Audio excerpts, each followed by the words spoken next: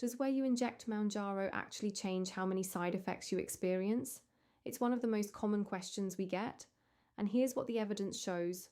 Mounjaro is a once-weekly injection used in the UK for type 2 diabetes and for weight management in adults with obesity or overweight who have weight-related health conditions. For weight management, it's used as an adjunct to a reduced calorie diet and increased physical activity. It works as a dual GIP and GLP-1 receptor agonist, meaning it helps regulate insulin, suppresses glucagon, slows digestion, and reduces appetite. And because of how it works, it does come with some well-known side effects, particularly gastrointestinal ones like nausea, vomiting, diarrhea, and abdominal discomfort. So it makes complete sense that people want to know, can injecting in a different spot help you feel better? Here's what the evidence actually tells us. The recommended injection sites are the abdomen, the thigh, and the upper arm. All three are absorbed in a clinically equivalent way, meaning the drug gets into your system at roughly the same rate, regardless of where you inject. And crucially, the location of your injection does not significantly reduce systemic side effects like nausea. Those side effects are linked to how the drug works pharmacologically, not where the needle goes in. That said, injection site does matter for local reactions. Things like redness, swelling, itching, or tenderness at the injection site can be minimized with good technique and by rotating your site each week. So you shouldn't inject into the same spot repeatedly. Move around within and between the recommended areas. So if injection location isn't the answer to managing nausea, what is? The evidence points to two main strategies. The first is gradual dose escalation. Starting on a lower dose and increasing slowly gives your body a chance to adjust. The second is dietary modifications, as advised by your healthcare professional.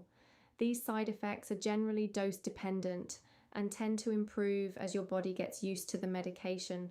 So for many people, the first few weeks are the hardest. When it comes to your own treatment, there are a few important things to keep in mind. Do not change your dose or escalation schedule without advice from your prescriber. If side effects feel unmanageable, speak to your GP or prescribing clinician. There may be options to slow the escalation. Ask about injection technique if you're unsure, and make sure you're rotating sites correctly. Your healthcare professional can also advise on dietary changes that might help alongside your treatment.